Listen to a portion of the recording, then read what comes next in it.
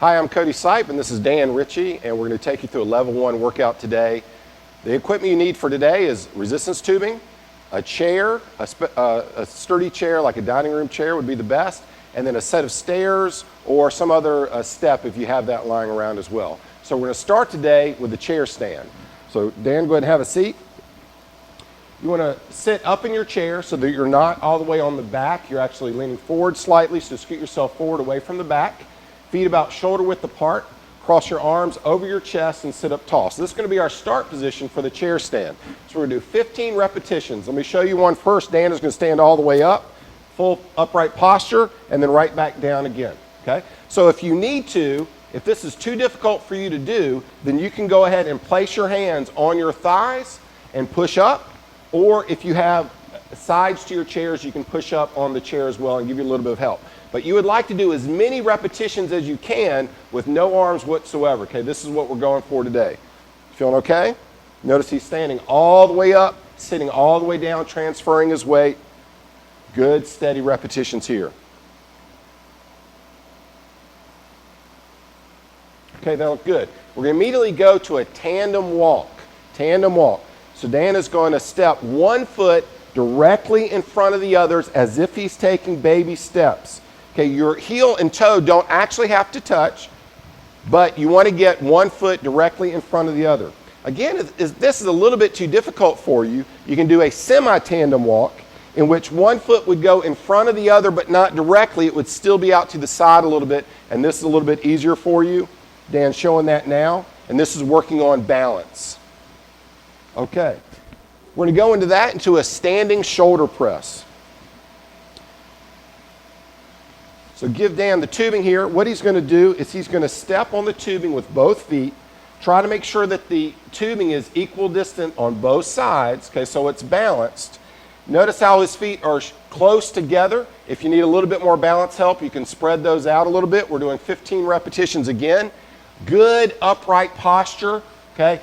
He's racing through the core, trying to keep that core stiff while he presses up. This is one of the benefits of doing this in a standing position and using the resistance tubing, is he's getting that core training benefit in addition to working his shoulders, okay? So that looked good right there. Okay. We're going to move now to a standing tubing row. So you need the tubing anchored about chest height, okay? It doesn't have to be exact, but anything that you can anchor it to chest height is going to be good. He's going to take a little bit wider than shoulder width stance in order to get a good solid base. And now I'm going to have him just squat down slightly and get in what we call a good athletic position. Now this is going to stabilize his base while he's doing the row. So he's going to pull back on the band. His hands are going to face together.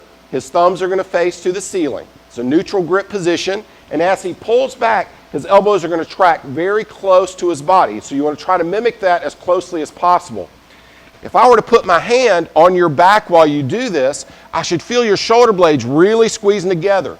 To help you kind of get this, you can imagine a can being placed in between your shoulder blades, and you're actually trying to crush the can with your shoulder blades. So that's a standing tubing row. Okay? Now we're going to go into a crossover walk. So we're going to get back into the same position as the tandem walk, but now Dan is going to actually cross over one foot over the other and actually cross over his gait pattern. While you're doing this, again, you want to try to step as far across that imaginary line going down the middle as you can. If you can't do that, then just cross over slightly. If that's too difficult, then go back to the tandem walk or the semi-tandem walk. Okay, but he is able to cross over quite a bit now, and that's what we'd like to work on. Okay, excellent. Okay, the next one are step-ups that we're going to do. So I've got a step platform here. You can use a staircase if you want to. Staircase is a little bit shorter, and that's okay, especially if you're going to struggle with this. If you struggle going upstairs, then that would be good for you to work with. But if possible, try to get something even a little higher like we have on this step. Okay, so Dan's going to go ahead and start with his lead leg up, and then his trail leg is going to go down. So he's using his right leg first. Notice his right leg is staying up on the step. Okay, so he's going up, push the left foot up, back down with the left again. So doing 15 repetitions here. Now we're keeping a nice upright posture again. One of the ways we try to compensate is by really leaning forward and kind of throwing ourselves into it. You're going to make those lower body muscles work, so you want to keep yourself nice and tall. You don't have to over-exaggerate, okay? But just keep a good posture while you go through this. So we're going to do 15 with the right leg. Now we're going to switch over and go 15 with the left leg. If you cannot get to 15, that's fine. Take a little break. You'd really like to get through all the repetitions, even if you have to take a break. So if you need to pause the video, take a few seconds to rest, and then continue on with your repetitions, then you can do that. That's perfectly fine. Those are looking good. So you should feel that in your thighs and in your buttocks, okay? You can stop. All right, next we're going to move to the calf raise. So you can stay on your stair, okay, right where you are, or an option is to do this just on the floor. So we're going to show you this on the stair. Okay, so Dan's going to step up on the stair. He's going to let his heels hang off. And now he's going to drop his heels down and then go as far up as he can up on his toes. Really the key here is to try to come up as high as you can. Even if you don't drop the calves down very far below the stair, that's okay. You want to try to come up as far as you possibly can. Obviously this is a good balance exercise as well. So you want something to hold on to, such as a wall or a railing, so that you don't fall over, and then you can really focus on working those calf muscles. However, what you don't want to do is you don't want to pull yourself up with your arms. You're going to make those calves do the work. Okay, now we're going to move to the floor, and we're going to finish up with some core work. So we're going to start with a bridge. So lie down on the floor, on your back. Your knees are going to be bent. Feet flat on the floor, about shoulder width apart, hands by your side. Now this is a good core exercise, and instead of doing a lot of repetitions, we're going to do 5-second holds, and we'll do those 3 times.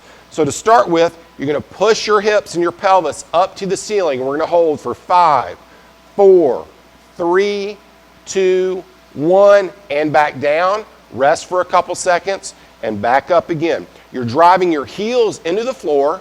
You're tightening your buttocks, pushing your hips to the ceiling, and you would like a straight line between your shoulders and your knees. And down again, up for the last time.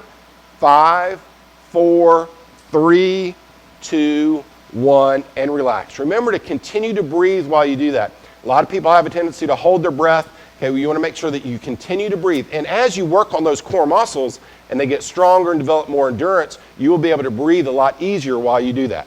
Okay, our next one is the bird dog.